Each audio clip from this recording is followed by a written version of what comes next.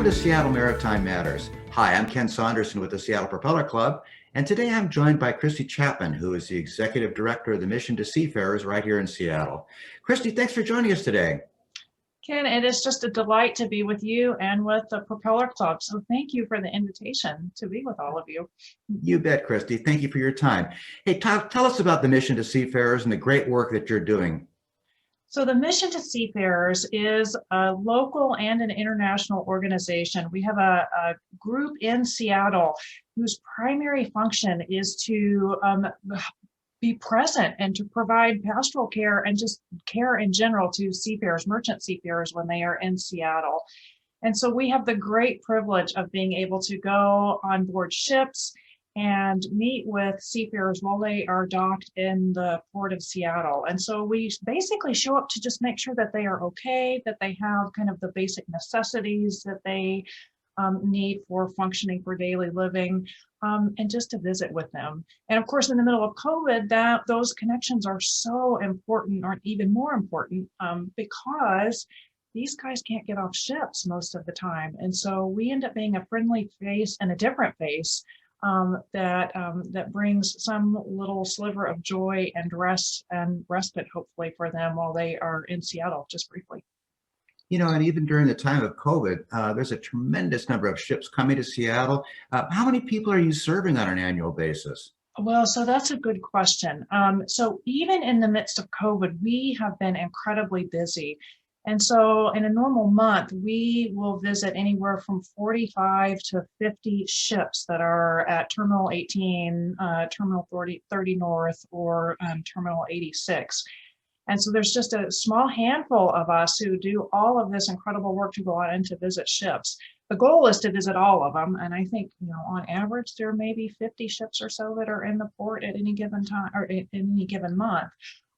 So we do our very best to try to go out and to see all of the container ships and bulk carriers when they're in Seattle.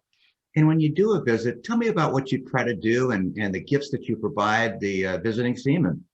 Yeah, and this is always the fun part. So when we go for a visit, the main thing that we want to do is just to connect with as many of the crew as possible. And it's really just to say, how are you doing?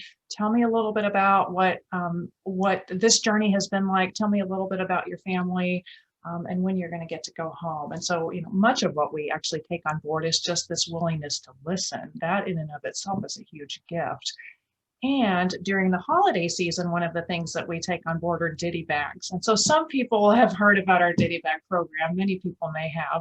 And so our ditty bags, so we invite the community all around Seattle and the greater Pacific Northwest to make ditty bags, to hand sew ditty bags. And inside the ditty bags include hats. So we have hand knit hats, playing cards, notepads, shampoo, shaving cream, just some very, very basic necessities, and also something that brings just a little bit of color on board the ships for all of the guys.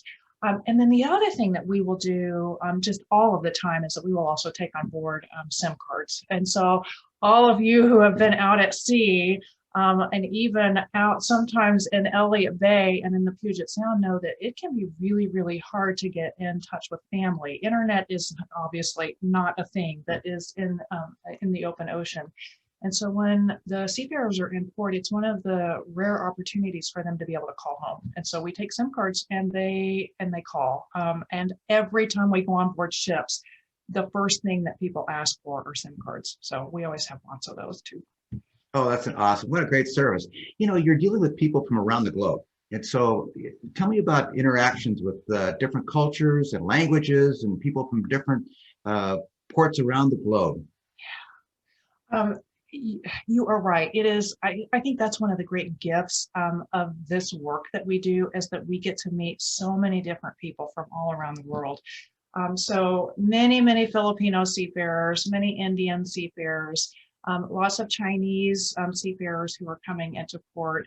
One of our hopes is that as we figure out who is going to go on board and who's going to support us in this work, is that we find people who have got some experience, either having grown up or having lived for some period of time abroad in one of the countries from where these seafarers are coming from.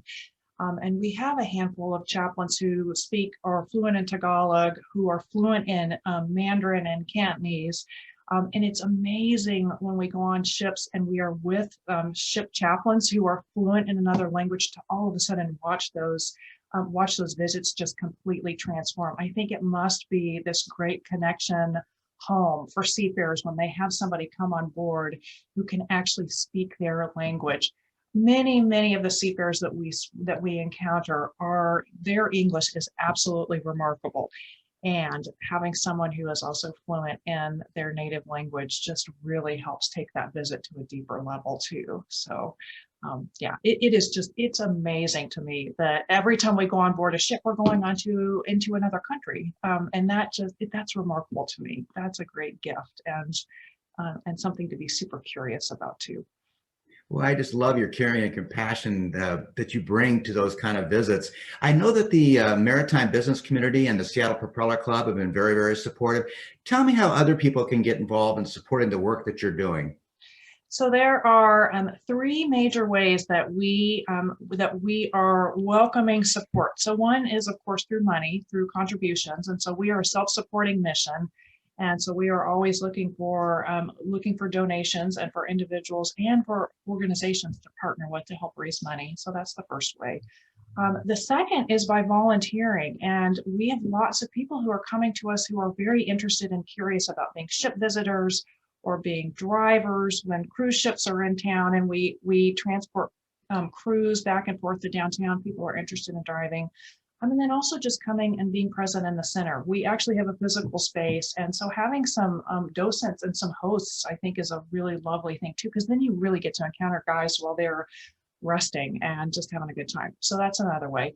And then the third way is ditty bags. So we are always accepting bags and hats and shampoo and just kind of basic niceties that you would want to have if you were going into a hotel room or if you were getting ready to take a long journey.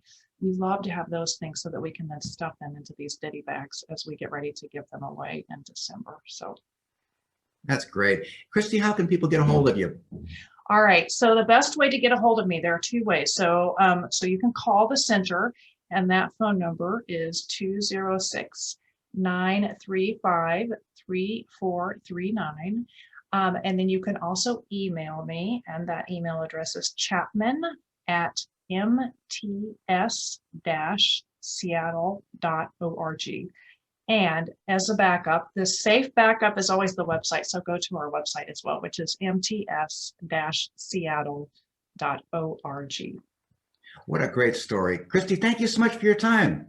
Absolutely, Ken. It is so good to see you. And thank you all. Thank you for the work that you do in this amazing place that we live, supporting mariners and seafarers here and all around the world.